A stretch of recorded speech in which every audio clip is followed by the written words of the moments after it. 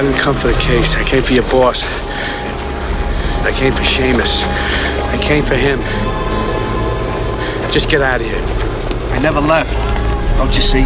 Now, this is where, James, I said I didn't see this coming. So this next scene right here, I think, is really important. I had wondered why Sam and Vincent stuck around for the case. Deidre's gone. She's not going to pay them. They're going to have to go through her to get the case. This case can't be that important to them. I'm wondering what's in it for them. If they're hired guns, why don't they walk away? Well, Sam tells her, I'm not here for the case. I'm here for your boss. Sam is not a Ronin in the sense that he was military. He is a warrior who has been out for revenge on Seamus this entire time. He's not a hired gun. He inserted himself into this whole operation.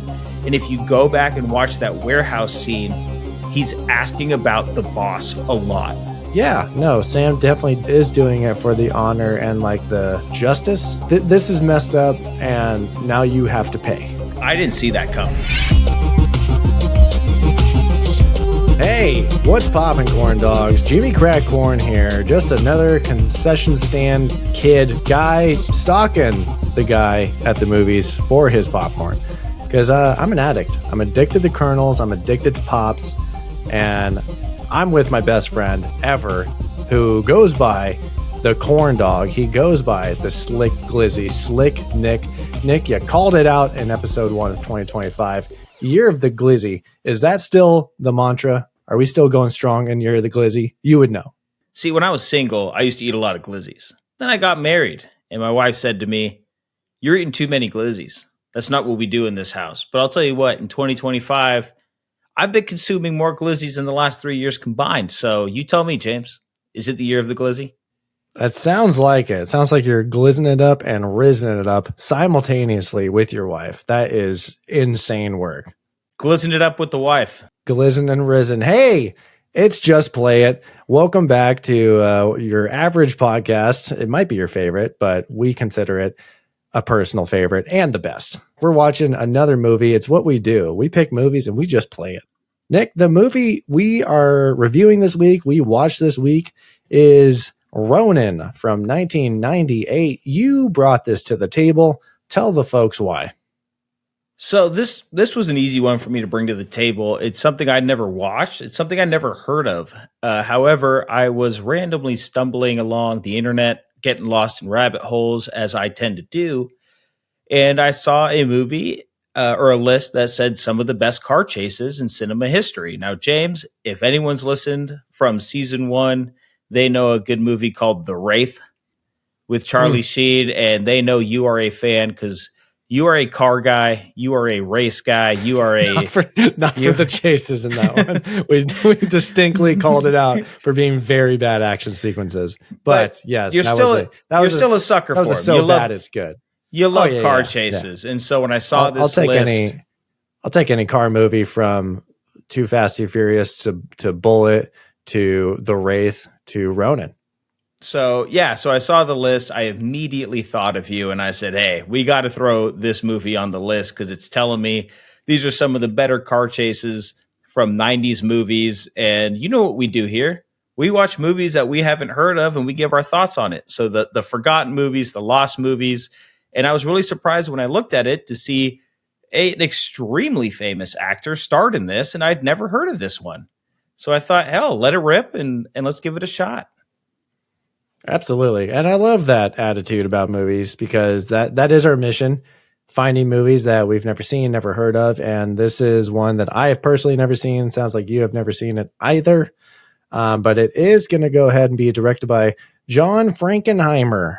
And this guy directed the OG Manchurian Candidate with Frank Sinatra, Reindeer Games, and MGM's 1967 Grand Prix, in which he was very adamant about using cameras on cars. It was very groundbreaking for back then. He didn't want to phone anything in, no green screening, no whatever technology they had back in the day, no special effects. He wanted to do it for real. He's a man of the people. He's a fan of the F1 sport, and he's a gearhead himself. So this was kind of right up his alley. That's why he accepted this job and said, yeah, I'll jump in the chair for Ronin. This seems like a movie I would want to make and a movie I would want to watch. And I'm a little bit of a car guy, so I'm going to throw in some Audis, some Beamers. This takes place in France, so we get a lot of European cars. But I'd like that. Some there was Citroens, some Citroens, and there was a lot of attention to detail for the car stuff. And I can definitely see spoilers. It was a very, very good car chase. There's many good car chases in this movie. Yeah, I was going to say that bodes well for what we're talking about. We want good car chases, and you're telling me this man was cutting edge in 1967 with them. Tells me he's a purist. We love directors who are purists on this podcast, so that bodes well for us. James, I do want to call out the music in this. So something I noticed, I really like the score in this. There's a lot of tense moments. You could call this an action thriller. I would at least. There's a lot of good solid tension builds, and I was like, man, this music's really good. I want to look this guy up. This is Elia Cimaral, definitely foreign. I don't know how to say his name, but this was his first big break, and I looked him up, and I was like, oh, cool. Has he done anything else since?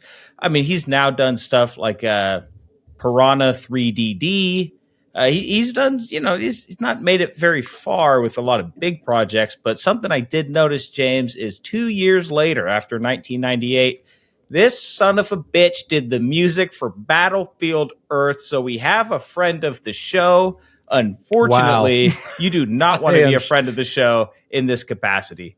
So that is crazy. I just saw your note. That's why I started laughing. It's hilarious. Tragic. I don't quite remember the music in Battlefield Earth. Exactly. Well, did you like the music in this one?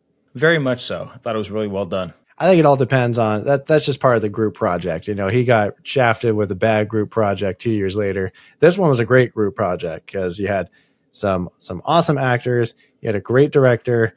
You had a very cool backdrop for a movie. You had dedicated stunt drivers and stunt people. And it was a cool movie overall.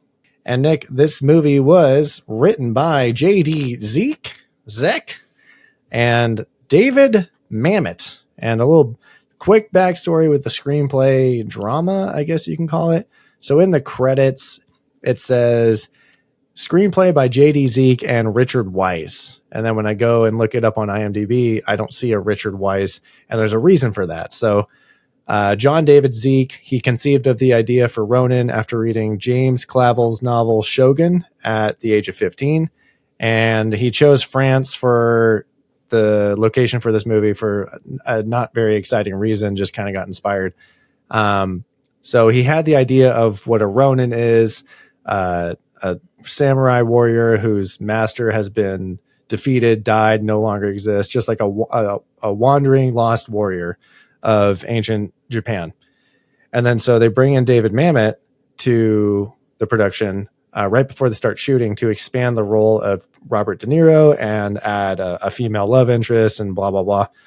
So then when David Mamet learned that he would have to share the credit with Zeke, who was kind of more like this conceptual guy, like created the story and had like a vibe, but it seems like this playwright, David Mamet, was brought in to really kind of bring some professionalism as a screenwriter because this J.D. Zeke guy is a newcomer. So when he learned he would have to share credit, he insisted on being credited with the pseudonym of Richard Wise because he had earlier decided that he only wanted to attach his name to projects for which he was the sole writer.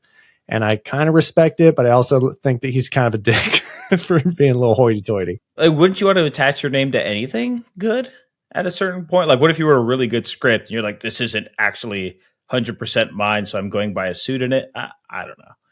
Seems weird. Yeah. It's a little bit of a bitch move. Those artist types. There was some similar writing controversy with a movie called Wag the Dog, and same thing. I think like he was brought in and like wrote most of the work, but then like the credit was like all funky. I don't know. I didn't read too much about it. I was like, I don't care about you that much, David Mamet. But just thought I'd point that out. That was like the most interesting pre-production, post-production thing I can find on this movie. Otherwise, it's pretty cut and dry. Got some A-list actors. Nick, we talk all the time about how studios get in the way and this tumultuous relationships with directors and producers. I'm with you. I couldn't find anything about that. There's no drama around making this film. And God, it just shows. It shows when a studio greenlights a project, gives it to a director, lets the director go, and then it pops out a good product. It's crazy how that works when unnecessary people don't get in the way. But hey, that's just me.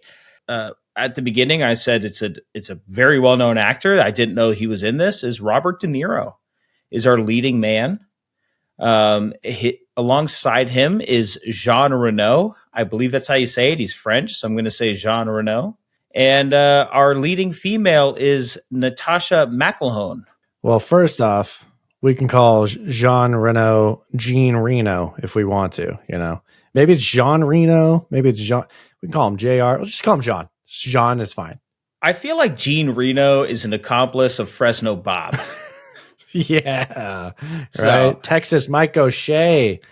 Shout out Escape from New York lore. Hashtag New York lore. And then speaking of 2 years later, how Ilya Smiril, the music person, 2 years later, they're in Battlefield Earth. 2 years later, Robert De Niro, meet the parents. He is not far off his angry dad face, but he is badass action guy in this movie. Is this his last real like action hero leading role? I was looking at it, and he still dabbles in some actiony stuff, but I was like, maybe this is the end of the line. Then he kind of entered the more of the I'm going to focus on comedy or cameos. Well, it would make sense why he might call it the end of the line because, James, we have some unfortunate news on this budget and box office. Our budget for this movie is an estimated $55 million. Worldwide box office, only 41.6. So we lost $13.4 million on this production. Would you call this movie an indie style action movie that was studio produced? I'll tell you what, it did not fall victim to a lot of 90s action movie tropes. Like I did not watch this and think, wow, what a 90s action movie like Volcano or something else that we've seen. Like this seemed very like it held up pretty well. I mean, the only thing that's dated is like camera quality and some like at the opening scene, I was like, this is totally a soundstage. But yeah, nothing really was like stuck in time. So it seemed like it was ahead of its time for what it was. It seemed like they had a lot of care with the characters and making the movie interesting rather than focusing on spectacle, but there still is spectacle. So because I know it premiered in the Venice Film Festival initially, and then it went on a theatrical run. So I didn't know if they were trying to get some indie buzz or, I mean, it's MGM. It's a huge, it's a studio production movie. Yeah. Yeah. But it kind of had like that nuanced feel, I'll say. Yeah, there's definitely a lot of care taken to the story. It wasn't just an action movie. Like I think you're saying, a lot of the 90s movies that are action movies are an action movie first and then a storyline second. And this movie did not fall victim to that. They had a full story going on. They had a lot of character development going on. They were unraveling a plot throughout the whole course of the movie, and then action was in there, very heavily. So yeah, I don't think this fell victim to anything. It's really weird to me that this didn't do well at the box office. This feels like a good action movie. I looked it up. That it wasn't competing with that much at the box office that weekend. Rush Hour was the only other release that weekend. So a star like Robert De Niro. That's a 90s action comedy movie that I'm like, that is quintessential to the 90s. This one's kind of like, you can place it in the early 2000s, in the 80s, it was just kind of like well done in the sense that it did not date itself at all. The only thing I could think of was maybe it had an indie movies marketing budget, and maybe it didn't get the hype. When you tell a general audience, oh, this was a winner at the Venice Film Festival, your general middle America audience isn't going, wow, I need to go see that. They're thinking that's not for me. So that's the only thing I could think of that really would have killed this at the box office. Otherwise, this feels like a slam dunk, honestly, to me. Yeah. Robert De Niro action movie, car chases, drama, thriller. I don't know. I'll tell you what, Nick. Our year 3, season 3, going at it. We have not busted above a 6 in 5 weeks. We've had sub 6 rated movies. Will this finally break that curse? I would hope so. So, Nick, I do want to see if we are going to finally get past the dreaded number 6 and see if we have similar thoughts, similar ratings on this movie, and maybe our minds will change as we talk about this movie, unpack it, and really just get into it. So, on the count of 3, if you have your pre-pop score, your first impression score, hot off the press score, I would love to see it. Please show the audience on the count of 3. 1, 2, 3. Ronin. I see back up a little bit. A little bit too close. Yeah, 7.2. 7.2 from the corn dog. And yes. I have Nick. A 7.4. Okay, we're on the same page, baby. We are pretty similar. Fans of this movie, I'm sure they would hit this with 8.5, 8.8. I think there's a lot of people online in the corner of the internet that have found this movie and think it's a quote unquote masterpiece. I don't think it's that close to flawless, but we'll get into that. So Nick, let's go ahead. Or you can tell me in a sentence or two why you gave it a 7.2. I think it's kind of what we said about the production. This is a pretty cut and dry movie. It went smooth. It was clean. It's an action thriller from the 90s. The plot, we'll probably discuss a couple plot holes here and there, a few things left to be desired.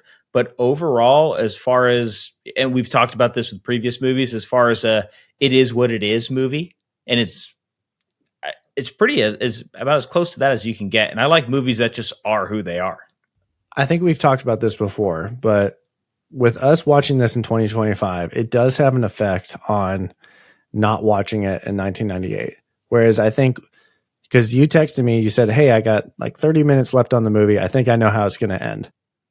We've seen a lot of movies. We've seen a lot of heist movies with twists.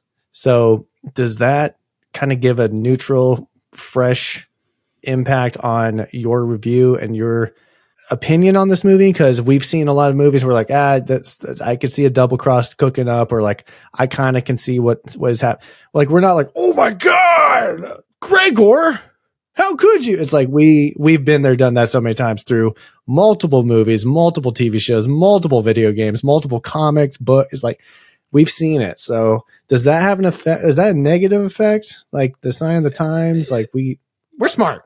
A little bit. I think we went over this, especially during Minority Report, right? Where we sort of saw it cooking. We saw it a little bit in Signs because we know M. Night Shyamalan has his twists involved. Angel Heart too. I think I shouted that out. I was kind of expecting like, or like we didn't know if the big reveal, which actually also had Robert De Niro in it. He's a friend of the show. Robert De Niro. We were like, oh my, like the big twist. We're like, yeah, we know. Like who didn't see that coming? So there's a bit of that. I will say this movie, the ending it wasn't what I thought it was, which was a good thing. Oh, okay. And we can get there when we get there. Yeah. Please tell me what you thought. Yeah, for sure. But I think, we are spoiled. Like every generation gets spoiled. I'm sure in 1998, when a kid went to see it, his dad was telling him, well, in the 60s, those in Grand Prix and in Bullet and everything, that would have never done that. And his dad told him, well, in the moving pictures, they could, what are you going to do? I don't think that should necessarily knock it. Especially when you consider, like you said, we've watched a lot of 90s movies at this point in the game. And we know tropes, but this one didn't hit a lot of them. So I think you just have to view it through the lens that you have, and trying to view it through a different lens is a fool's game. We have our lens. It just has to be that. Yeah. So that's why same feelings over here. That's why it's in the 7s for me. I thought it was a very well done movie. I didn't think it was anything crazy, nothing I haven't seen before. And that's not the movie's fault. That's my parents' fault for having me be born in 1991. And I've seen a lot of movies and I can see things coming. But let's go ahead and let's talk about this movie. Let's talk about that plot. Let's talk about that story, if it had one. I think I had one. Okay, I would love to hear what the story is from your perspective. Yeah. So let me go ahead. I'm going to read this log line, and then we'll jump into it. A freelancing former U.S. intelligence agent tries to track down a mysterious package that is wanted by the Irish and the Russians. Holy cow, we got some European shenanigans going on. Starring Robert De Niro, friend of the show, and we're going to unpack everything in Plot Talk. Plot Talk. All right, James. So we are opening up with some of our favorite. So this is a knock on the movie. Some of our least favorite ways to start a movie. We get some opening cards. James, what are they? Instructions. This was coined. We get instructions with Escape from New York. Speaking of, again, when we got a title card that explained what was happening in the world. This one is a little bit different. It's not necessarily setting up the movie. It's just giving you some historical information. So we know this movie's called Ronin. And if you're somewhat smart, you'll know that Ronin has something to do with samurai and ancient warriors of Japan. So we do get instructions. I will read them here. In feudal Japan, the warrior class of samurai were sworn to protect their liege lords with their lives. That's a lot of L's right there. And they're about to take some L's because those samurai whose liege was killed suffered a great shame, and they were forced to wander the land, looking for work as hired swords or bandits.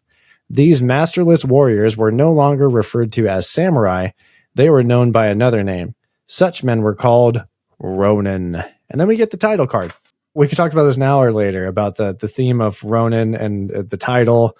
For me, I didn't need those instructions because it would have been a lot more interesting if we just called this Ronin.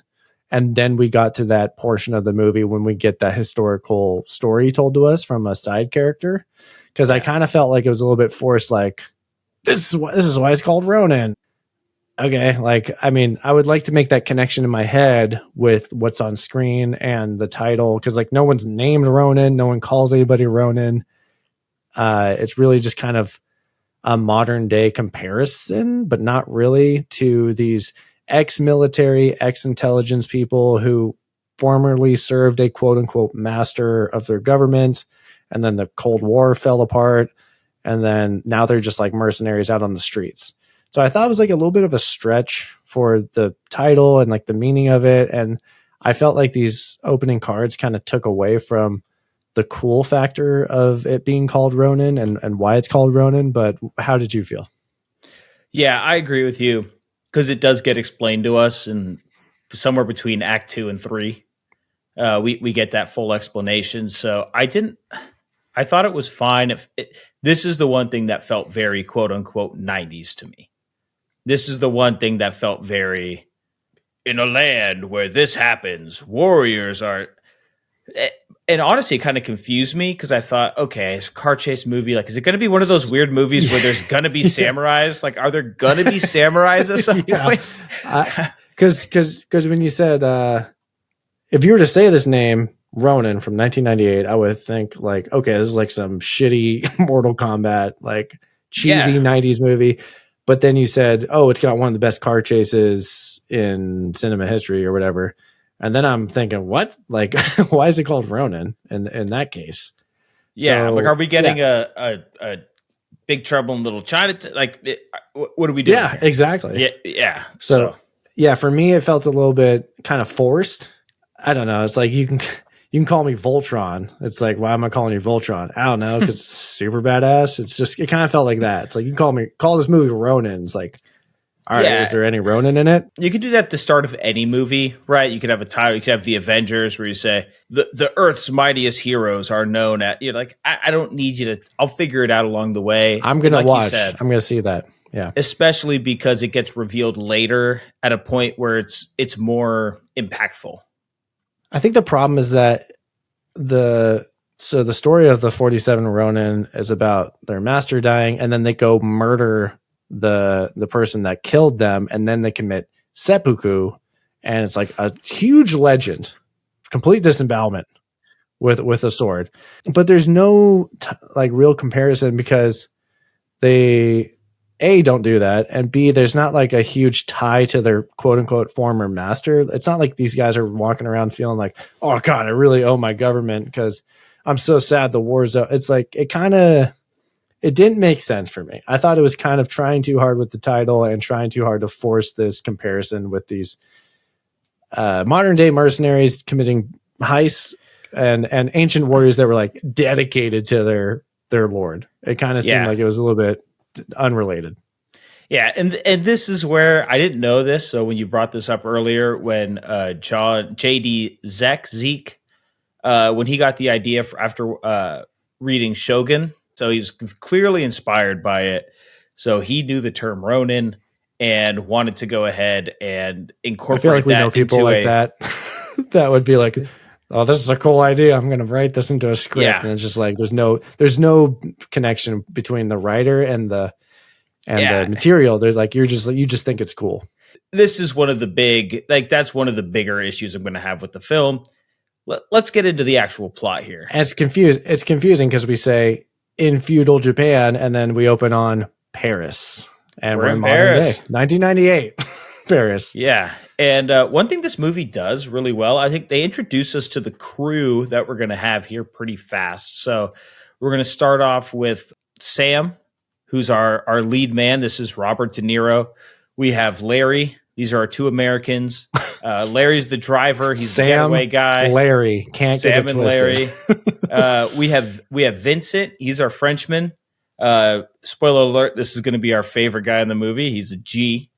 He's a fucking gangster. We have Spence. He's an Englishman. This is Sean Bean. He's Boromir in Lord of the Rings. He's had a long. I like him as Ian Howe. He's the main antagonist in National Treasure. Wow, I just blanked. Yes, the main antagonist in National Treasure. But you see his face. This guy's been in just about everything. We have Gregor. Gregor is our German guy. This is Stellan Skarsgård. I know him currently as Luthen on the great Star Wars show Andor. Second season just premiered yesterday. Hell yeah. It's really good. But yeah, I know him from Star Wars. He is in the Thor movies. He's in a lot of movies. But famously, yes, if you hear the name Skarsgård, this is Alex Skarsgård, Bill Skarsgård's dad. So he is the patriarch of that Skarsgård acting tree.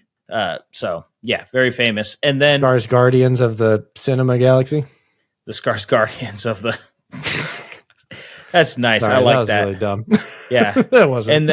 And then our final person of this crew is sort of our leader. She brought the whole crew together. This is Deirdre. This is the IRA leader. So she works for the IRA, which is the resistance in Northern Ireland. They're the resistance revolutionary force, usually pretty violent gang. But this is Natasha McElhone, her character.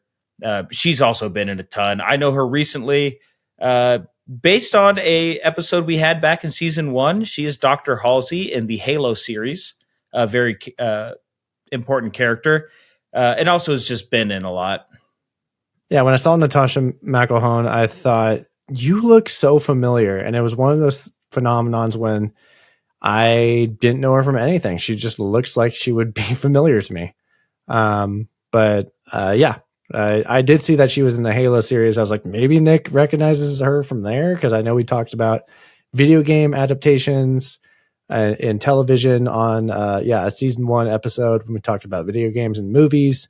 But she's going to go ahead and be Deirdre.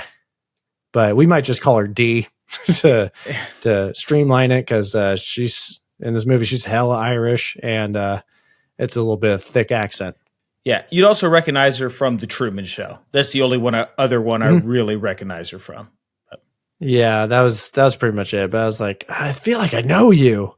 And amongst this crew, Robert De Niro, aka Sam, he's asking all the right questions. He's trying to feel out the job. He's trying to feel out the crew, trying to see what the weak points are of both the crew and the job. So we know Sam is a little bit of a smarty pants, and we got some tension building up, especially with this introductory scene when it's like a recruitment or rally or meetup scene. Yeah, Sam walks into this bar and there's a bunch of odd characters sitting around, and Deirdre's the bartender.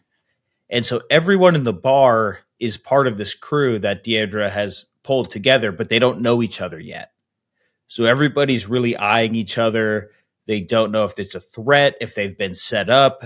And so there's this whole tension. And then finally we realize, oh, they're all together. They all jump in a van together and go to this warehouse where we're going to learn about this job that they all have. This is our second VW bus this season, famously driven by the Libyans in Back to the Future. Now we got one driven by some European heister shysters. Mercenaries. Might be from the Libyans as well. It's the Libyans. The Libyans. Yeah, but we have a job. It's a heist. There's this case that they need to get in film. I was looking this up. I'd known this term. I didn't know that it was used in movies. I know it from, call me a nerd, from Magic, because I love Penn and Teller. But a MacGuffin. It's a MacGuffin, baby. So it's something that doesn't matter. It's just a part of the story. It's this random item that helps drive the story or drive the act forward. It doesn't matter what's in it. It doesn't matter why it's important. It just is there. And so this case, that's our MacGuffin. We realize that we have to get this case back from some people. We don't really know much about these people, but first we're going to have to get some supplies. So we're going to order some supplies through these French people. There's connections of connections. There's this whole untrustworthiness that happens. And James, this scene really, really, really kicked this movie off well for me because it's very tense and it's very action-packed. It's action-packed. There's a lot of attention to detail because this is when we get our first name drop of what car we need. Larry, our wheelman Larry, he's going to say, I'm going to need something fast, like an Audi S8. I'm like, oh, okay, we're dropping specific makes and models. All right, Larry. I'm in. I'm in. All right, Larry. All right, Frankenheimer. I'm in on this. So I knew that I was going to enjoy this movie. This is my kind of movie, action movie, heist movie. I think it does a lot of good character introductions very subtly. Watching it for a second time, you notice the habits of everybody. So obviously we're going to follow Sam this whole entire time. He plays it very strategically. He is very smart. He's thinking 5 steps ahead. We see that in the very opening scene when he plants the gun outside the store behind some boxes. When we walk inside that bar, Larry is smoking a cigarette. He's going to be known as like a smoker. Vincent is kind of like, he's a little bit mysterious in the beginning. And Sean Bean, who is, I don't even know his name in this movie. He is Spence. So Larry's going to try and light up a cigarette in the car. And then Sam is like, hey, cut it out. And then it's funny because like knowing, spoiler, Spence is a fraud. He's a poser. He's not built for this shit. So he gets totally called out by Sam later and actually gets eliminated from the movie pretty early on, which I was shocked about. I thought he was going to come back and be like a crazy twist guy, but thank God that didn't happen.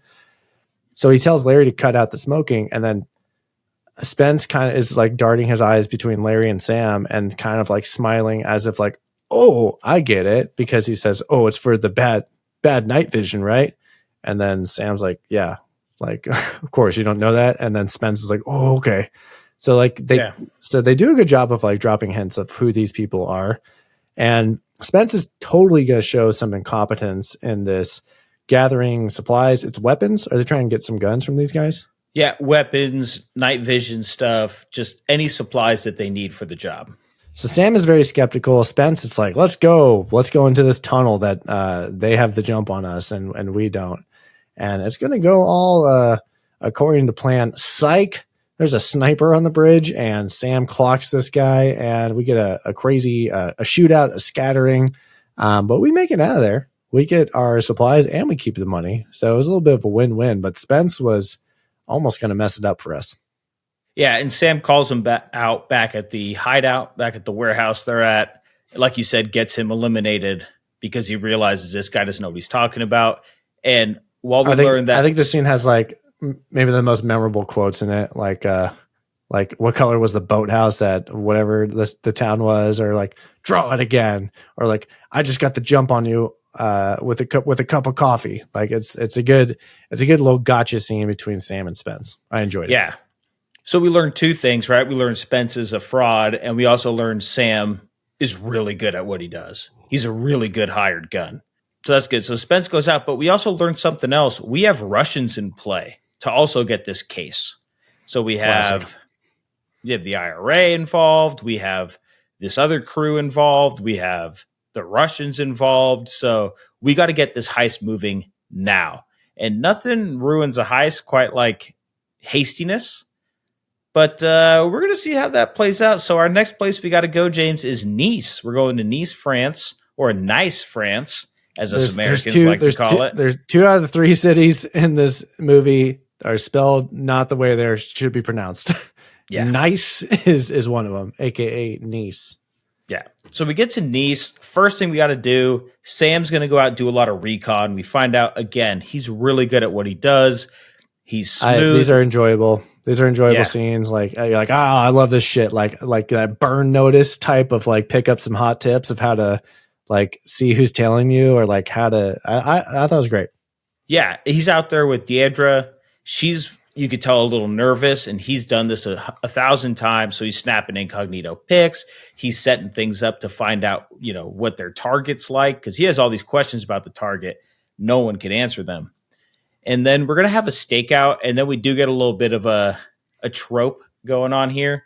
We're going to have a cop drive by, so he's going to have to do a fake makeout with Deidre. A fake out, a fakey makey. She's all flustered, and he's like, yeah, it was just, that's just what I do. yeah, I'm just cool Sam. And then we just get the immediate, like, they're in the car, and she just hops on the driver's seat on top of him, and it's like, it's on. Deirdre's like, oh, would you give me a good Rodin tonight? Exactly. In the most Irish possible way, she jumps this American, and she wants him. That's kind of the end of the romance between the two. Oh, yeah. They just bang that night, and then that was it. That's it.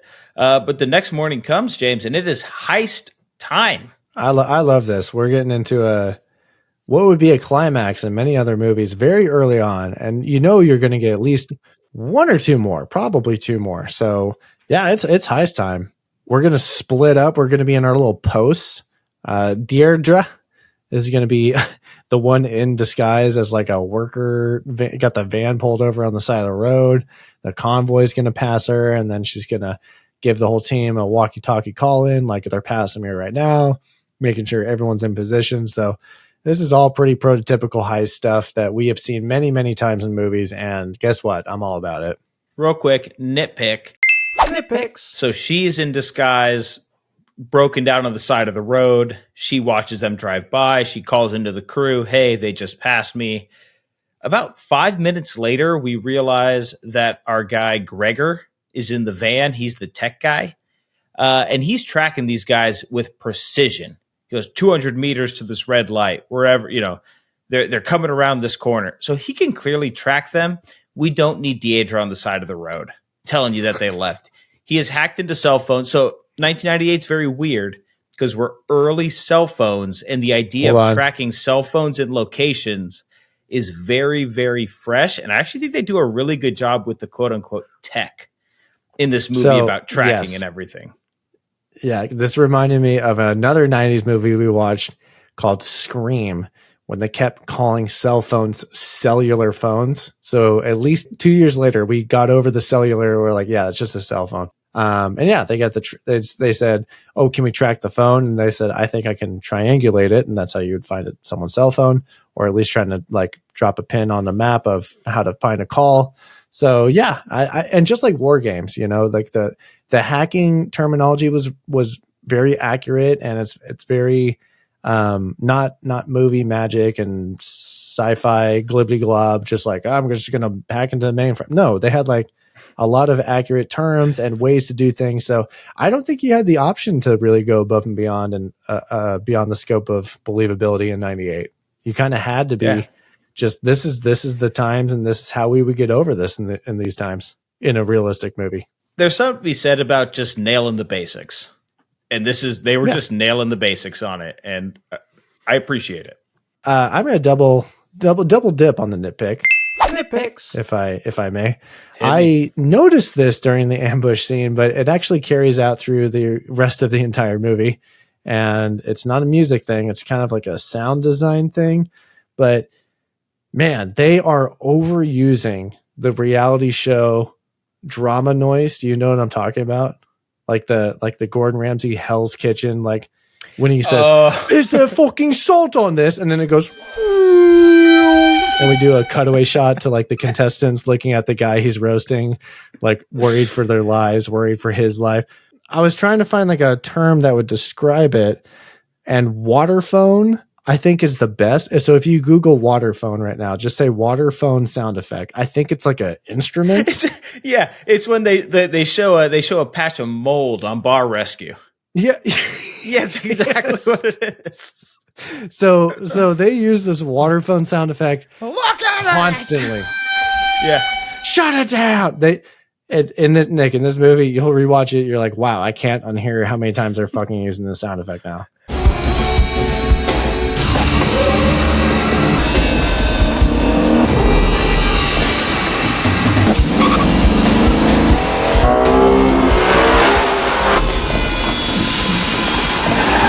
It was like kind of like digging into negative points for me, because it was like, if you're using a sound effect so much where I don't know if you're trying to parody like the movie, that's an issue. But this is pre all of that, which is so crazy to me. I know. Which is so crazy to me that some producer finally found this for a reality show and said, that's the noise. Okay, I love that. I love everything about that. That's my only nitpick for this movie.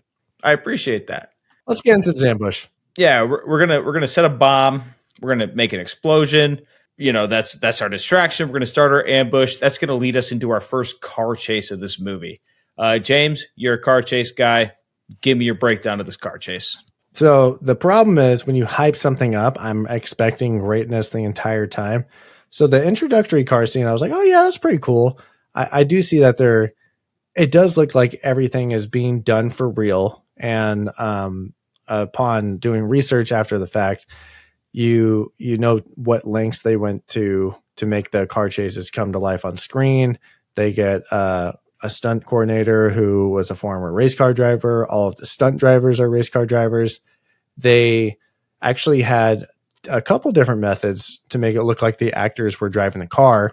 One method was the real steering wheel was on the right side of the vehicle and the actor was on the left. It was a left-hand drive car and they're just driving like a dummy steering wheel. I saw footage of them being towed by like a Mercedes sedan was like towing the picture car, the camera car behind them. And like, they're just like pretending like they're driving.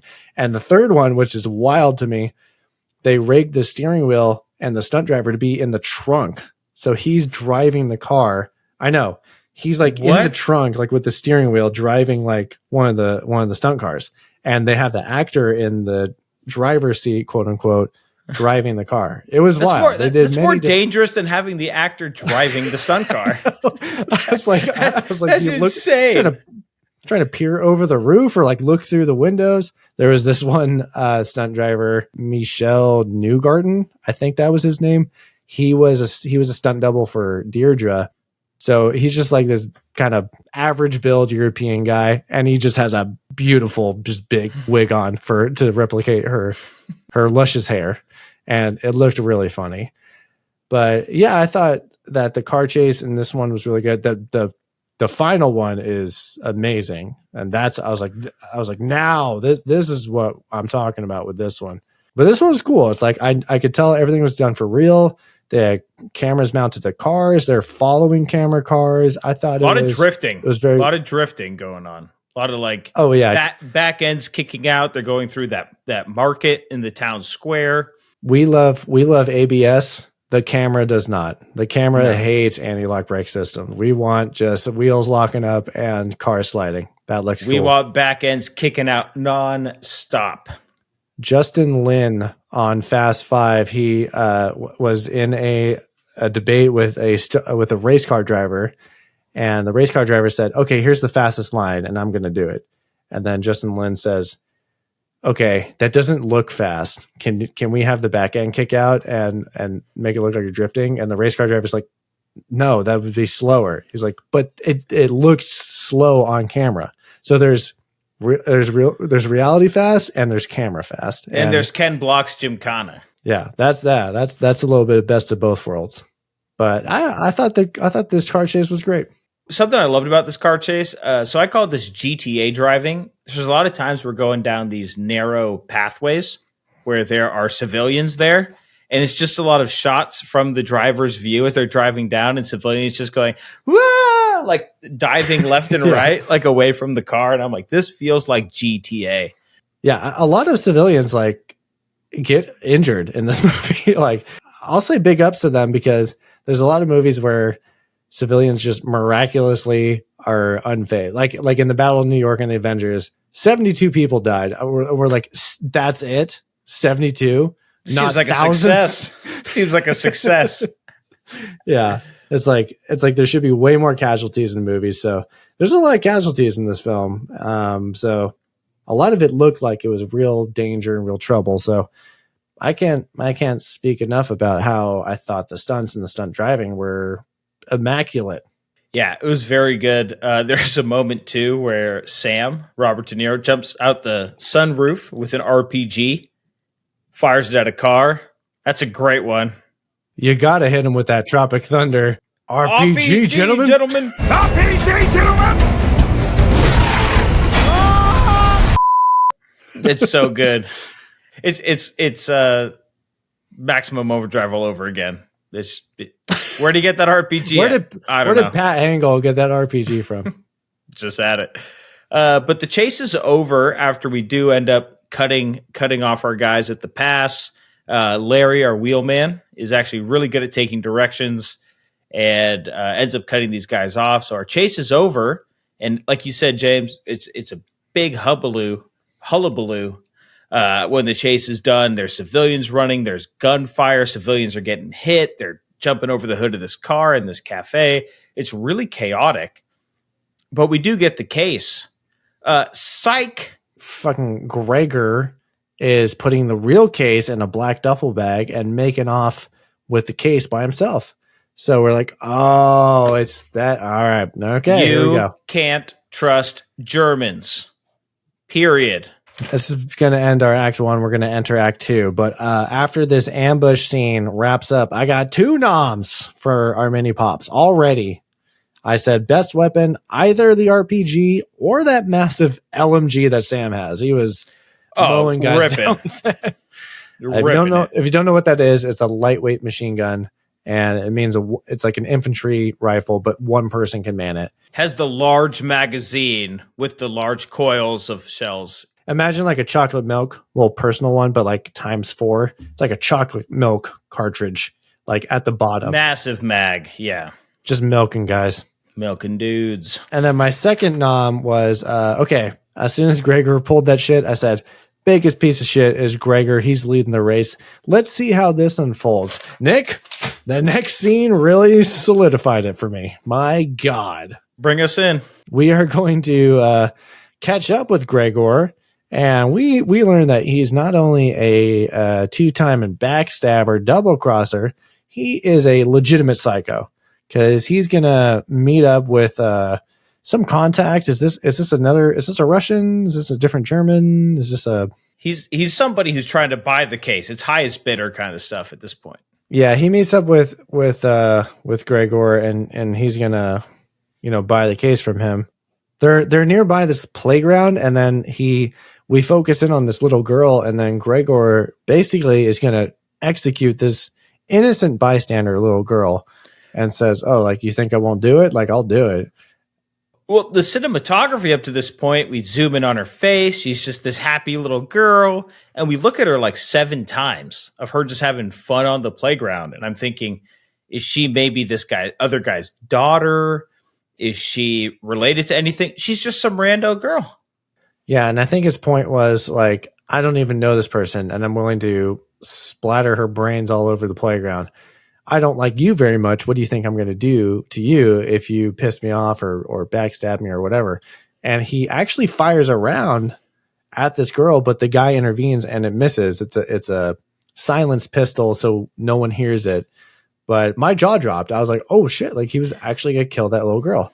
And then my jaw drops again because this basically ends up with a little bit of a scuffle in the car. The gas gets hit. We bump around, we grab guns, and then he sprays the passenger side window with Homeboy's brains. And so I was like, double jaw drop. Gregor, you suck. Gregor's a problem. You always need a problem in these movies. The problem always ends up being the German. We know this. Or the Russian. But our heroes have to regroup a little bit. So we're going to find ourselves in Arles. Carl. Sam's character says, oh, we found Gregor. He's in a town called Arl. Like Carl. Coral. I mean, just what are you doing, Europe? So we got to track down this package. We realize we still got to get the package. Our girl Deirdre's still there. She's saying, hey, Deirdre, we still have a job. We still got to get this package for my boss. We keep hearing her boss referred to as her boss. So we got to track down this package.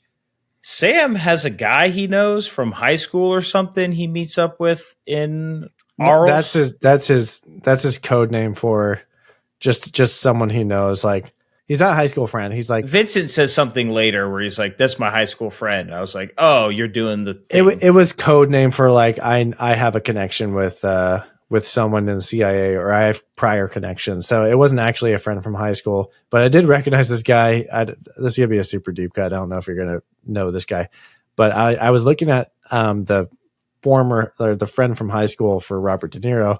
And I was like, I know this guy.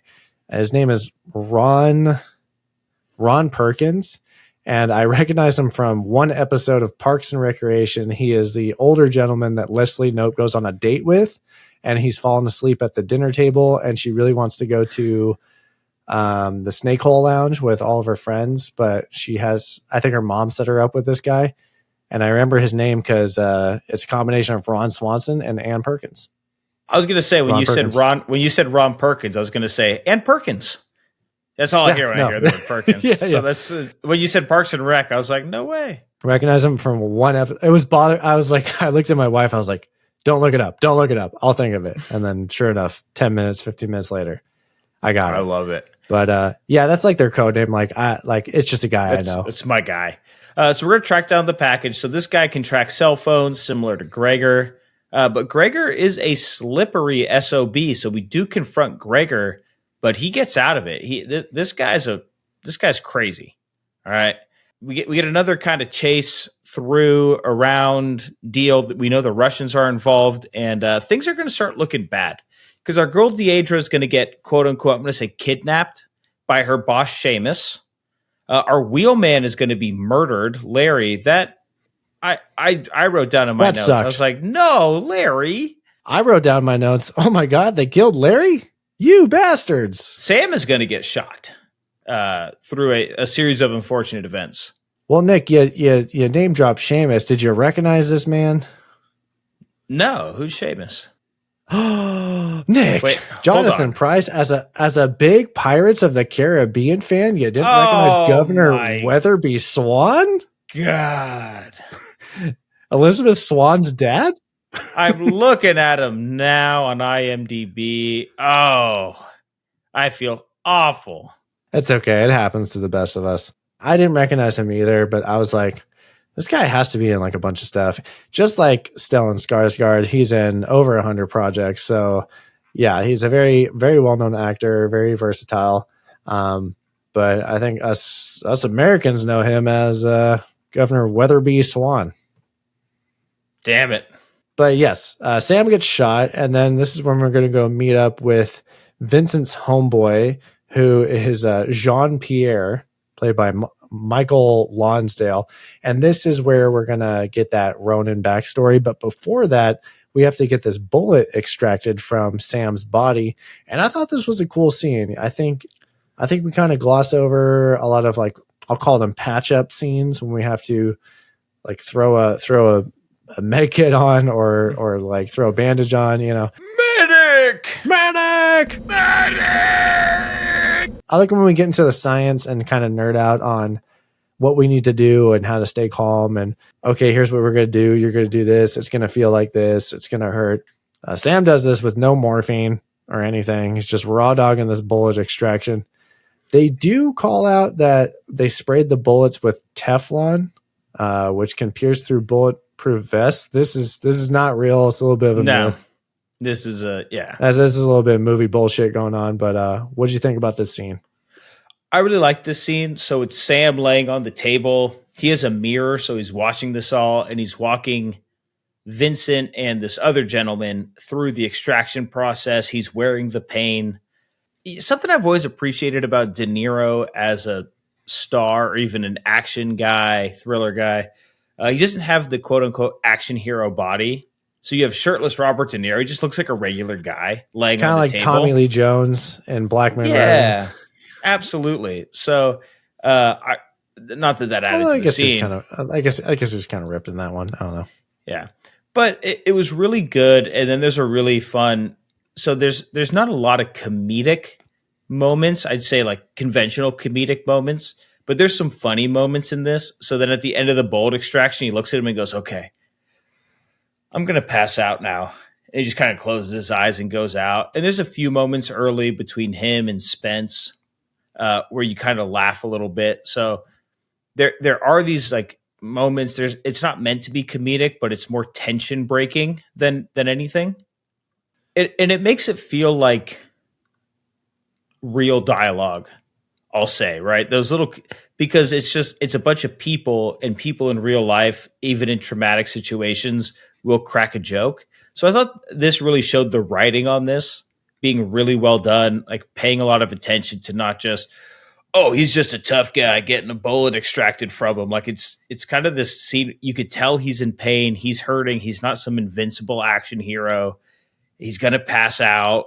You know, I don't know. I thought it added a lot of weight and depth to the movie and Sam's character, because he's not just this, we're used to 90s action movies, Terminator. where Snake Plissken and Terminator, where these people are just, they're just unstoppable, gods, right? And this is not that case. Like in a lot of those movies, if you get winged, you're just fine. You don't even need a bullet extraction. You're like, no, it's a through and through. Like I'm good to go. And in this situation, it's like, no, it's not. It's actually a big deal to have a bullet lodged in you. And so I thought they took a lot of care of the mortality of the characters. I don't know. Might sound weird, but that's how I felt. Minus the Teflon line. But I guess you can thank David Mamet, because he was brought in to like actually bring some dialogue and stuff. So, Richard Weiss up on his high horse, at least he's doing some good. So now we're going to go back to Paris. And so we're with the de facto group of Seamus, Deirdre, and Gregor. And Gregor mailed the case to himself in Paris. So they're going to keep checking up on the postal office and seeing if the case shows up, because Seamus wants that case. Meanwhile, back at the safe house, I'll call it, after Sam wakes up, this is when we get the 47 Ronin story. And like I touched upon right as we were talking about this movie, I would have liked to maybe figure this out on my own without those instructions in the beginning. And when he tells Sam that, oh, they all commit suicide after their mission was complete, I was worried, like, are they going to just is this like a foreshadowing? Are they going to like kill themselves? I don't see how that would relate to them at all. Suicide mission, baby. I do like that Sam calls the 47 Ronin out after they commit seppuku, and he says, oh, that seems like they made the wrong decision. Like I would do, like I'm out for myself. Like I don't care about the master I serve. So that was like a little bit of like again, like I don't see how it relates to 1998's Sam with 47 Ronin. Like they feel like they're totally different characters. Like they don't serve the master. They're not a part of the lore. They're not trying to uphold a legend. They're not trying to defend any honor. They're just like, I'm just out for myself. We'll see. I might have a rebuttal to that in a little bit. Oh, okay. But through talking, we realized that Deirdre wasn't necessarily quote unquote kidnapped by her boss. She's working for her boss. Things went wrong. So now she's with Seamus. She's not with Sam and Vincent anymore. So she's not really part of the crew. So we got to go find Deirdre. And we're going to get into another chase here. Yeah, I mean, this chase goes hard. Like you can tell they shot it for real, and it's very obvious that they did. Hundreds or not hundreds, but maybe like 60, 80, 30, a lot of stunt drivers in commuter cars driving on this freeway. Deirdre and Sam are in this car chase. Sam is pursuing Deirdre and the crew, and Sam's got Vincent in the car, and they're going in opposite lanes, and all the cars are driving 35 miles an hour. They're driving 65 miles an hour. So we have a combo of 100 miles an hour potential head-on collision. This all practical? This is practical. There are race car stunt drivers in every single vehicle, and they are in their own lane. They're driving. They were told, do not slow up, do not speed up, do not change lanes, otherwise someone's going to die. So the main stunt drivers are weaving through traffic opposite. You're basically playing chicken. You have like 100 stunt drivers playing chicken. Yeah. Holy smokes. When you said, oh, apparently this has the one of the best chase scenes in cinema history, I was like, all right, like I thought the intro one was pretty cool. I was like, okay, maybe that's a little bit of a taste. No, this is legit. This is very, very impressive. It's not a lot of flash. It's really just precision driving, and that's the impressive part. It's not like we're not like drifting. I didn't know explosions. This was all practical. That's wild. I mean, I think you can kind of tell, because I mean we're so used to CGI. I just thought it was really good green screen work. No. This is all you're telling me. This is all. No, yeah, and I think it's pretty clear that it's. I mean, maybe we're just like jaded to like thinking everything is a green screen. I just thought doing this in real time would be so dangerous that they wouldn't do it. That was I was like, this looks really real, but there's just no way. There's just no way they would do this practically. Well, speaking of real time, John Frankenheimer elected, or the cinematographer elected, not to undercrank the scene, which is where you film it at 20 frames per second, and then you can replay it at 24 frames per second, and it looks faster. He's like, no, we're going to do this for real. It's hard to light. The lighting for 20 frames per second is different than 24 frames per second. So then you're kind of further complicating things. He said, let's just do it full speed, normal. Man dedicated to his craft. They filmed this big car chase scene on a Sunday because that was the only day that the town would allow them to shoot. So the mayor and the police are a little bit separate in France than they would be here. So like if like the mayor's like, give them whatever they want, like let them run the town with this film shoot. Over there in Paris, that's not necessarily the case. The mayor could be like, yeah, come in here, film a movie. But if like the cops don't like it, they can like be like, no, this is too dangerous. Can't do this. Don't do that. So Frankenheimer actually had to avoid all of these very strict gun firing ordinances because so they said like, yeah, we don't want a gunfire sound for your movie. It's against it's like a city ordinance thing. But they had to kind of jump through a lot of hoops to get all those gunshot scenes off the ground. And they wanted to like make it look realistic by actually firing practical, like, fake rounds, and B, kind of entice people to want to shoot in Paris or in France, because we don't get a lot of action movies, especially American action movies in France. We get them in New York and we get them in LA, but France is a cool backdrop for this type of story to tell. Sunday was the only day they can film this crazy freeway chase, and the tunnel scene they can only film at night because they're like, you can't shut down the tunnel in the middle of a day. But checks out. Yeah. Every car in that shot is part of the movie, is a stunt driver, and they're weaving in and out. There's a lot of close calls. Logistically, it's like a nightmare, and yeah, anything can go wrong at any point. And it kind of seems like we were at the peak of being safe doing stunts, and it was right before like we can opt for convincing CGI green screen. So it's like we have to do it for real. And it looked really fucking good. It was awesome. Yeah. Big ups to this car chase. It goes on for longer than I thought it would. And that just makes it more impressive how practical it was. 5 hours. 5 hours to film this, 1 minute of screen time. Yeah. That's crazy. That's insane. And again, like you said, this is Frankenheimer. a guy who's committed to the craft, committed to the practicality of it all, committed to the artistic integrity of it all. So, yeah, big props there. So at the end of this chase, we're actually going to have Deirdre's and Gregor's car go off of a bridge. We're going to have an explosion, a nice solid car explosion. I love when cars just catch on fire and explode after a crash. Haven't gotten that since the RPG scene, so we're not going too over the top with exploding cars, but no, the car is at the bottom like of this construction site, and then randomly it just catches on fire, and the French guys go like explosion, explosion, and they run away. Then the car just explodes. It seemed very Italian, but it's all the same to me. Well, it's kind of like you said, GTA driving. Remember, like in the old GTAs, if your car landed upside down, it was just guaranteed it was going to explode. You're like, all right, I guess I got to get out and run away. Back in the 90s, we all just said, yeah, cars explode. That's what they do. The car is on its roof. Explosion time. It has to explode. But the case is gone again. We just can't get this elusive case. So Gregor. We have to go back to square one a bit. And now we're just down to our crew is Sam and Vincent. And Sam and Vincent, up to this point, they've had a really good relationship building storyline. They trust each other. We like Vincent a lot. Sam and Vincent, they seem like they have this just really close bond.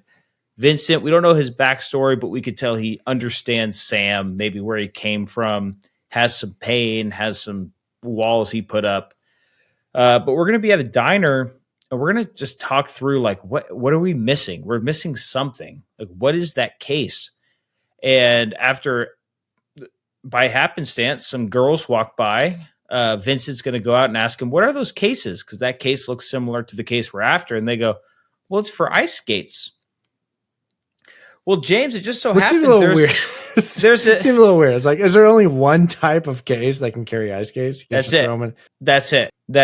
And James, it just so happens there's an ice skating show in town. And guess what? It's featuring the Russian gold medalist at the Olympics. So we're like, Russians, ice show, ice skating case. It has to be. And our friends put it together as well. So it's time that we're going to have our final showdown here at this ice skating arena in Paris. And our boys are going to go in there. This is where Vincent meets the security guard, tells him, hey, stay out of the way. He's a friend from high school. You know, he's kind of catching Sam's lingo. There's a couple other points in there where he sort of mirrors what Sam's been saying the whole movie. But this exchange is going to happen now between the Russians and Gregor. And they're going to meet in the back room. The Russians are just going to straight up murder Gregor. Our Russian mob boss does not care. The Gregor tells him, hey, if I don't call in safe, they're going to kill and I couldn't tell, was the ice skater maybe his daughter or it's a girlfriend. So the main Russian antagonist, who I think is named Mikai, I guess he's like the big warlord, the big boss of this Russian gang faction. So his girlfriend is the ice skater, who is the main event of this girlfriend show. Big age difference. That's why I thought daughter maybe. It's just creepy criminals. They like to be weird and be gross. So he's going to double down and be a dirtbag, because Gregor says, if I don't make this call in 10 seconds, then I have a sniper on your girlfriend and they're going to murder her.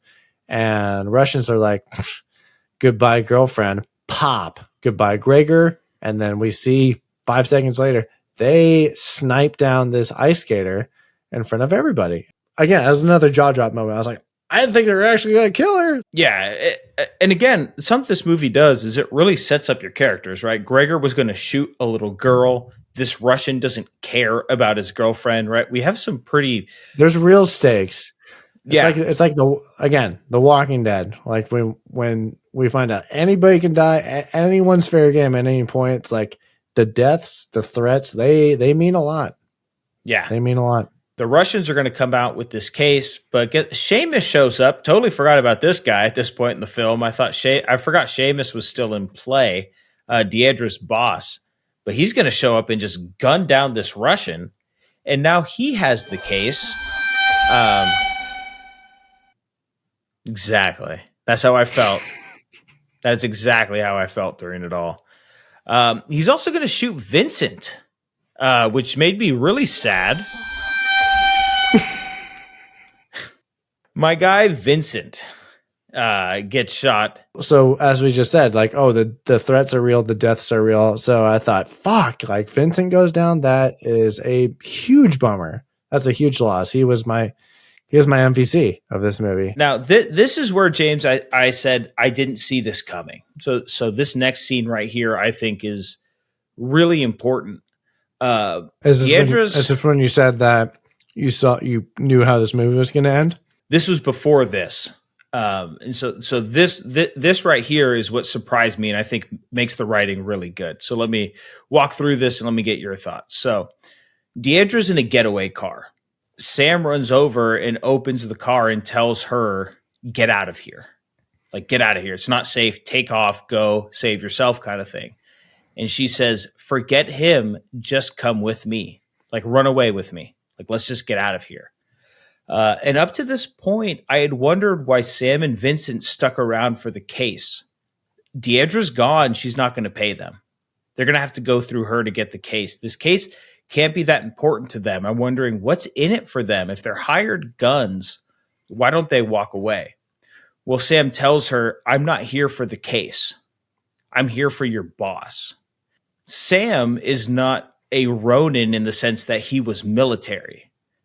Sam was part of a crew. And this is what I got from it. Seamus's crew killed his boss. He is a warrior who has been out for revenge on Seamus this entire time. He's not a hired gun. He inserted himself into this whole operation.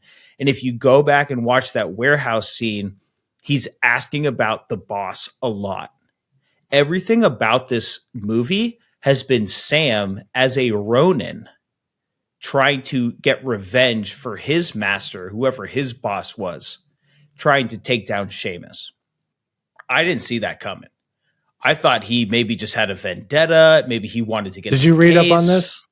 No. This is 100% straight from the brain, straight from my brain. I don't know if there's something that corroborates with me or says anything against what I'm saying. No, I didn't look up much about this movie or the meaning. But that's a very great point. Yeah, I am getting vague thoughts about the beginning scene because, like I said in the beginning, Sam is asking all the right questions. He is trying to poke and prod this entire crew and figure out what is what. So that's a good thing to point out there. Yeah. The only thing that doesn't relate it to like the Ronin story is like he doesn't have a personal connection with the boss. You said the boss Seamus killed their boss, like meaning who? That's my theory. We don't know who. We don't know who his boss was. So there's also a man in the wheelchair that they reference a lot, and I'm wondering who's that guy. Yeah, he's the guy who apparently brought this whole entire crew together, and it's unexplained. So maybe Seamus killed the guy in the wheelchair. I don't know. All I know is from what I got from it. This is a theory. I have zero way to like corroborate this. I didn't even look it up. This is just what I got as a movie watcher. Is that Seamus has wronged Sam because he says, I'm not here for the case. I don't care about the case. I'm here for your boss. I'm here for Seamus. I think halfway. I see that. And I think that's a very great way to look at it. You can maybe say that Seamus killed the operation or the plan or like the heist because he has his own individual agenda. And it's like, I want the case for myself so I can sell it. And he's kind of hijacking this hijack where Gregor is like a wild card. He's like, I'm gonna get this for me. And yeah, no, Sam definitely is doing it for the honor and like the not the honor. I'll say the justice. Like this is messed up, and now you have to pay. Exactly. So, but basically, what it came down to was like the crew weren't Ronins. Sam is the Ronin.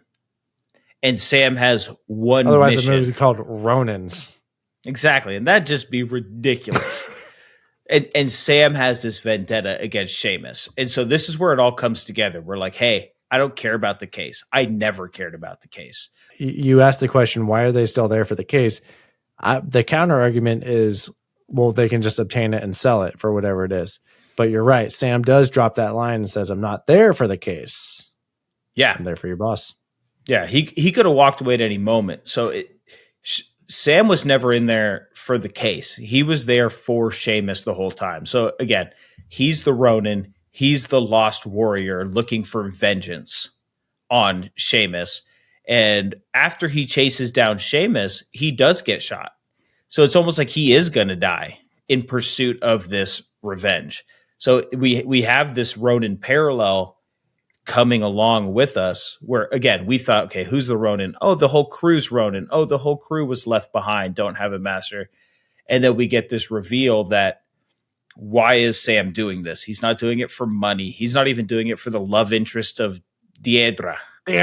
He's not doing it for anything else. He's doing this because he is a Ronin. And all he cares about is revenge for his fallen leader, whoever that is, to go and take out Seamus. So Seamus has a gun trained on Sam. He's going to finish Sam. And I'm thinking to myself, man, too bad Vincent is dead. Psych, you thought. He is up in the rafters. He's on a catwalk. He plants some solid shots right into Seamus before he collapses and passes out. Seamus is dead. Sam, we think, is alive after taking that shot to the gut. Vincent, we don't know what's up, but we're going to find out what's up because in our next scene, our boys, Sam and Vincent, are going to be meeting at a bar and they're going to finally be saying their farewells. These guys are friends. They're going to be calling themselves high school buddies. Eventually, somewhere down the road, they're forever connected. Something I liked that the movie did was that's the end we see of Deirdre. There's no love story. There's no reconciliation. Her being sent off in the cop car with Sam telling her, I'm not here for the case. Because it basically also tells us I'm not here for the case. I'm not here for you. Even though they had this little romantic moment.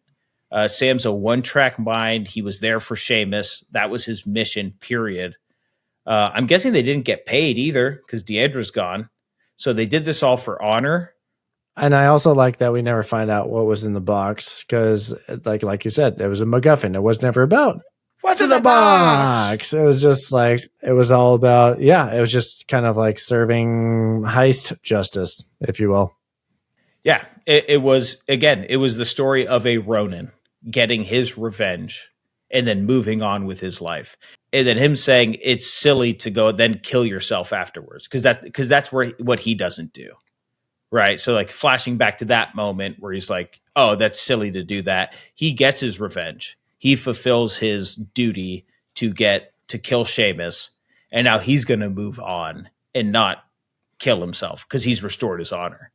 So that's my take on the movie. I think there was a deeper meaning on the Ronin side of it, which is why I think they really pounded in that Ronin thing at the beginning and then did it again in the middle because they were really trying to set up Sam as the Ronin for the story. I love that. I think that's a great, because I was looking for that reason and connection because it was a grape with me. Like, how is Sam connected to the story of the 47 Ronin?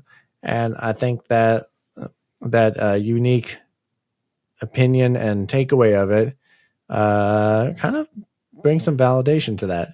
So I appreciate that. I love that. Thank you for sharing that. Yeah, of course. So yeah, our friends are at the bar, Vincent and Sam.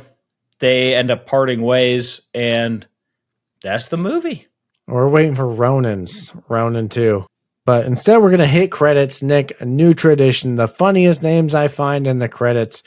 Not a whole lot here. Short and sweet. The funniest names were Fanny, Aubrey Spin, and Bernard Batts. Talking points, Nick, after we discussed the plot, we never find out what's in the box. We kind of touched upon how it connects to the story of the 47 Ronin. I still think it's a little bit of a stretch, a little bit loose connection. I need some sort of breadcrumb trail to lead me into the right direction. I love your takeaway from it of it's just Sam's duty to exact revenge and do right by the world. Because there is this weird ADR line at the end of the UK, like Britain and Ireland are reaching political negotiations due to the recent killing of Seamus O'Houlihan or whatever his name was. So I guess he was like a big political figure. So probably the leader of the IRA. So the IRA is just little history lesson. IRA, and I don't know it all. So Irish Mafia, apologies. Irish Mob, yeah. Irish Mafia, very much anti being part of like the UK, being part of. They are a fan of a independent Ireland. So any attempt to unify Ireland and England and the UK was met with insane violence, car bombs, terrorist acts by the IRA. So it'd be like, oh, with Osama bin Laden gone, the United States and Afghanistan can now resume some sort of diplomatic relations. That's the best thing I can like compare it to. So I think for me, it was really just like finding that connection with the title and the theme. I think you're doing a lot of legwork for JD Zeke and making connections there. But I do like that takeaway a lot because that was a big question at the end of the movie and the beginning of the movie. Thanks. And the whole time I was yelling, "What's in the box?" But then the more I think about it, I go, but that's the whole point of the Ronin. The box didn't matter, right? The box didn't matter. What did you think was in the box? What's in the box? Just ice skates, man. It's just ice skates. So that they should have had a post-credit scene where they opened it and it was just ice skates. They're like, really? Come on. So yeah, but again, not to reiterate myself, but yeah, the box doesn't matter, right? So it doesn't matter what's in the box. Nothing else in this movie matters other than Sam's journey as a Ronin to exact his revenge. So everything else is just white noise in the storyline. Even Deidre and any kind of quote unquote romance to him, he didn't pursue that because he's hyper focused. The only thing that matters is his revenge arc. But I do like that it has nothing to do with what was in the box. It's all about the just the navigation of the scenario and the adapting to the new information and just like heist shenanigans and great action sequences. And I like subtle storytelling, but I don't want it too subtle where I can't tell what's going on. But I thought this was a fun movie. It was a decent, great, good action movie. Absolutely. And I think this might go back to our boy JD Zeke and where he read Shogun and thought maybe the audience was going to be able to infer what he knows, right? Like this is something in life, even in work, where you might be an expert on something. You can't talk over the heads of your audience. So he might say Ronins. People go, I don't know what a Ronin is. Then you explain the Ronin. They're like, okay. And then you go, oh, well, Sam was looking for revenge because it's like, well, you might understand that because that's the story of a Ronin, but how is the audience just going to automatically infer that? Make that connection. You read a story where that's clear. That doesn't mean you translated that to a clear story. So I agree with you that one or two more breadcrumbs there at the end, because it's also a very weird passing scene where he's like, I'm not here for the case. I'm here for your boss. And you go, all right, does he just want to kill Seamus just because he's mad at Seamus for blowing this whole thing up? But what's his connection to Seamus? And like, I don't want to have to infer too much to get there. So like my theory is I inferred a lot. I feel pretty good about my theory, but it would still be nice to be able to have you had to do a lot of work to get there. Yeah, I connected A to Z, and like I'm just asking you to give me like elemental P or even N, just something. Give me O. Give me something in there. So anyway, that's all I have for talking points. Yeah, you could have just called this movie Sam, and then it would have got the point across. That would have made more sense than Ronin. I am Sam. I am Sam. That would have made some sense. And Nick, it's time to make some sense with our mini pops. It's our awards. This is the section where we go over the best, we go over the worst. Nick, we are going to start out with the best weapon. It's going into the gauntlet and the wrap party, the end of the year episode. What do we think? RPG or LMG? I think the LMG ripped through more people. I think it has the higher body count. So I think we got to go with the LMG, and Sam wielding it was just cherry on top. And wielding that LMG is going to be our best fighter, Nick.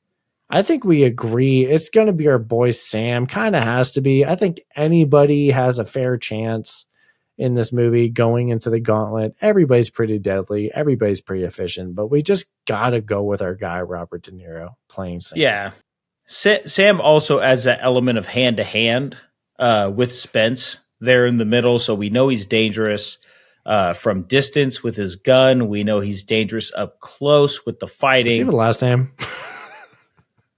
Sam. Is he at the end when we do the rap party? Is he gonna be like, entering the gauntlet is Sam? on IMDb, he is just, they don't have last names.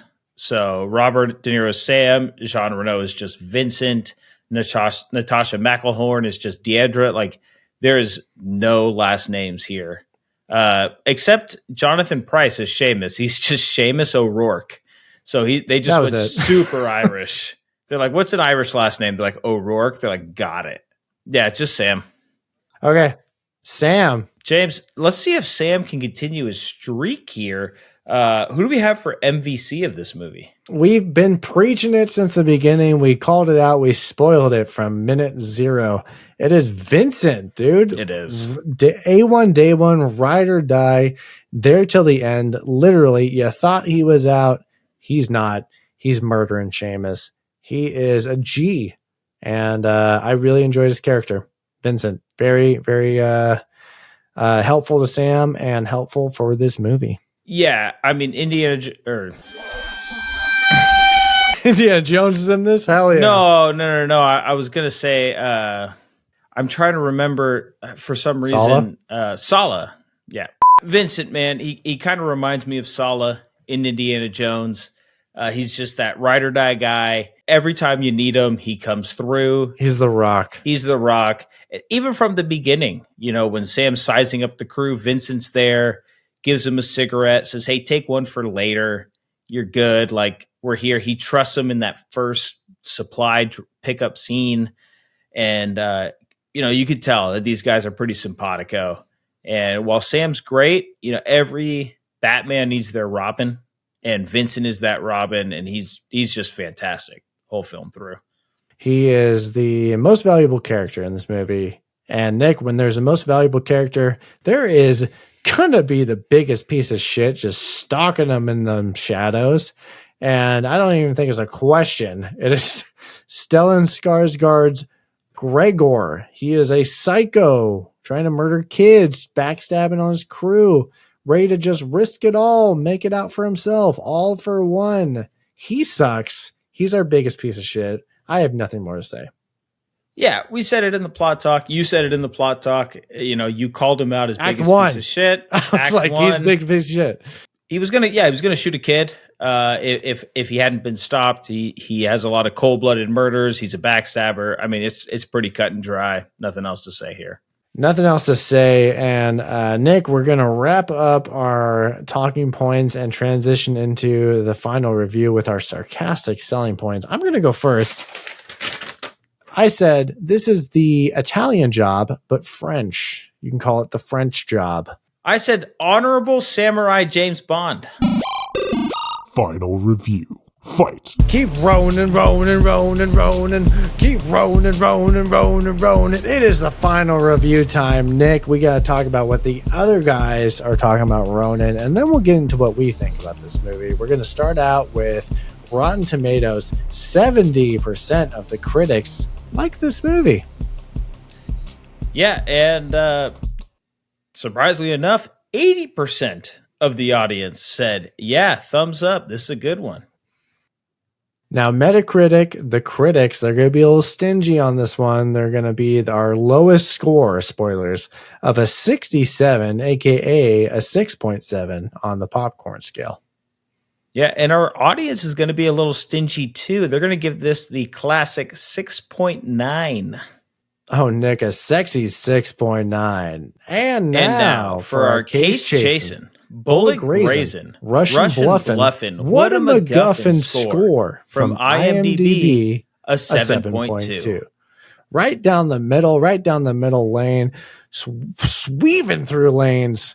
We are Deirdre, and Sam, I'll be Deirdre because I want to be, and you be Robert De Niro. And we have the same thoughts, and we are literally the same person. Let's see if we have the same score, if the score has changed, if anything was altered from our conversation from this discussion. Nick, I'm going to give you my laughable log line. I'm going to give you my popcorn points, and then I'm going to give you my final thoughts on this movie.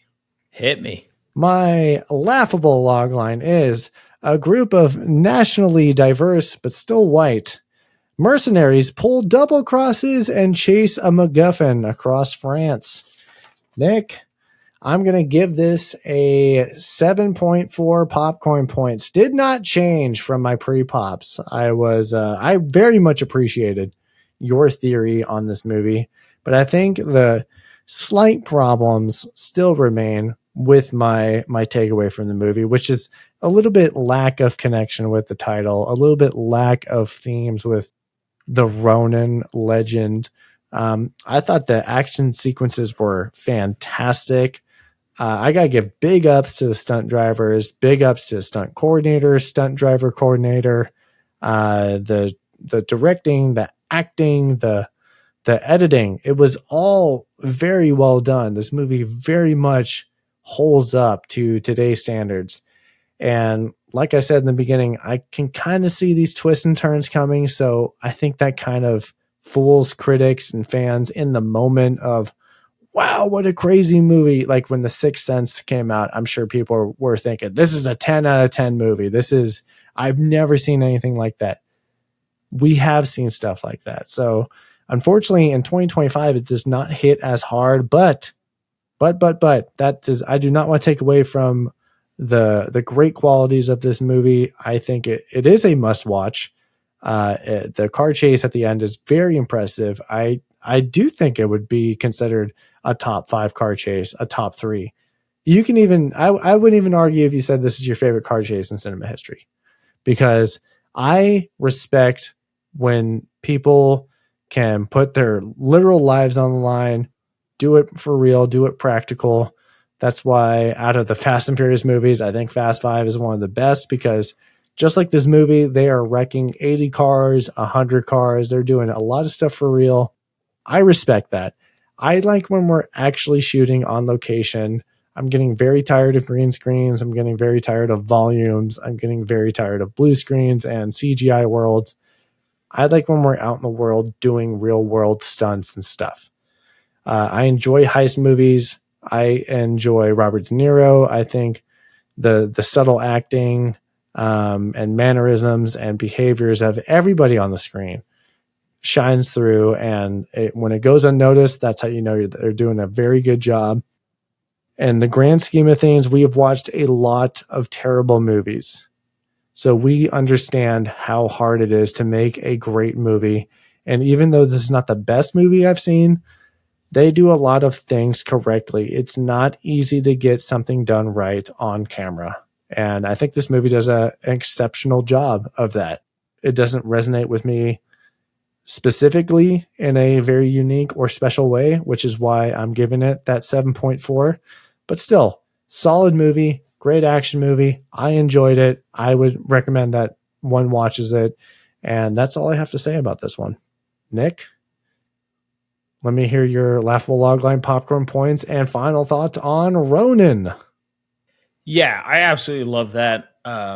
Super solid breakdown. I appreciate that. So my laughable logline is: an American carries the honorable weight of a samurai as he chases down an Irishman, but then doesn't seppuku. I was going to ask for that too, and I didn't. That's my last one. That's my last one. I gave this a pre-pop score of a 7.2. I'm going to finish this off with my final score of a 7.5. Oh, yeah. Nice. I couldn't really figure out where this landed in the sevens. So I said, hey, this is just going to be squarely in the middle of the sevens because we haven't really described our scale in a long time. But a 7 is a microwave popcorn. It's good. It's buttery. It's that good Orville Redenbacher, that extra butter. You throw it in the microwave. You might toss a little extra salt, a little extra butter on there, but you sit down at home and it's the best dang home popcorn you can give yourself. And that's what this movie is. We mentioned at the top that there wasn't a lot of drama in the production. And again, that shows, man, it's just solid. You could tell Frankenheimer was able to just do his thing. I didn't see any hullabaloo about, this is the second time I've used hullabaloo in this episode, by the way. Word of the day there, friends. It's a record. Nobody in the studio made a big deal about him doing these stunts, these dangerous stunts. They trusted him. They gave him his casting. He said, De Niro was my first choice. That was the dream cast. They went out and got him. They got great actors. Jean Reno, Sean Bean. Like they just went out and got everybody. They put a great cast together. I think I might be a tick higher than you because I do think they gave it a good reveal at the end that Sam was deeper in this than he let on. That was sort of the big twist. But I'm also with you that I wish we had one or two more breadcrumbs. I wish we had one or two more connections, maybe linger on that scene for another 5 or 10 seconds. Give me some kind of background of Sam for why he's there, because he's clearly not there for the case, because he says that. So in a world where we're always knocking movies for over explanation, I think we do a little under explanation in this one.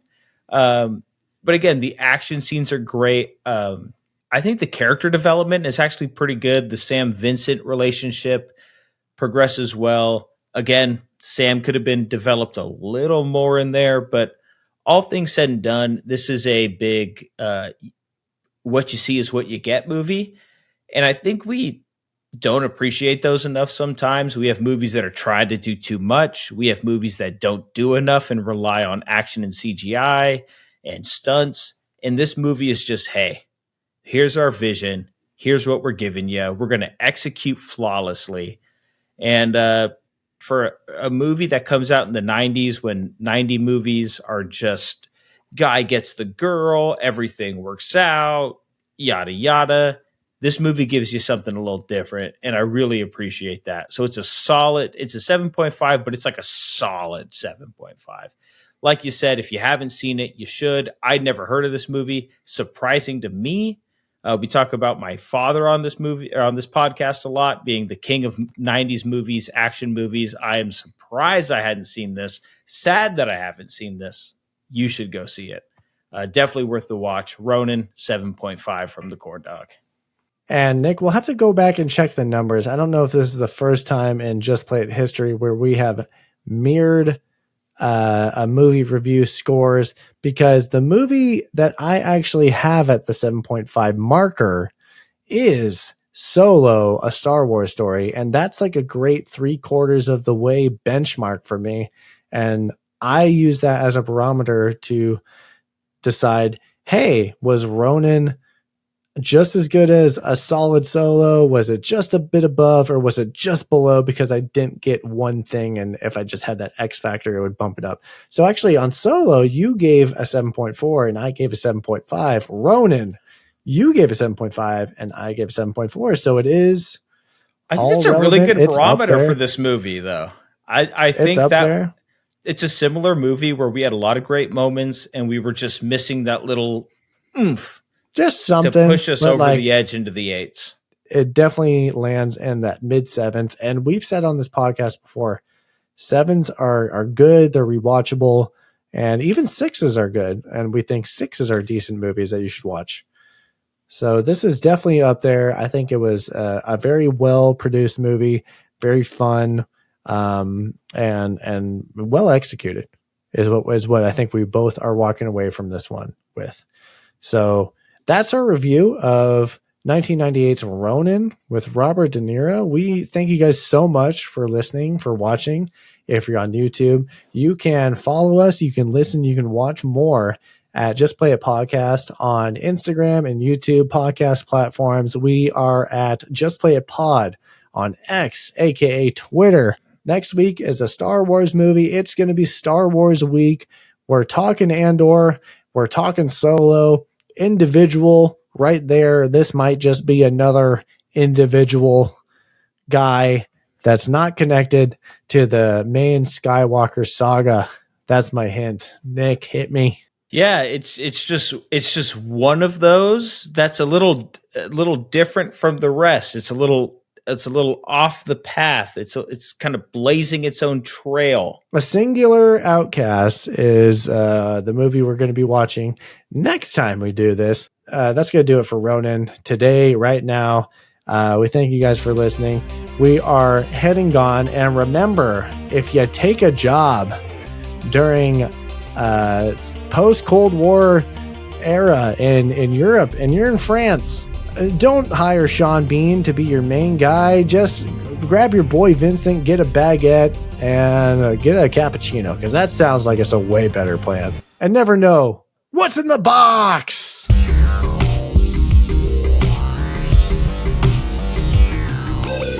Russians, ice show, ice skating case. It has to be. Goodbye, girlfriend. Pop.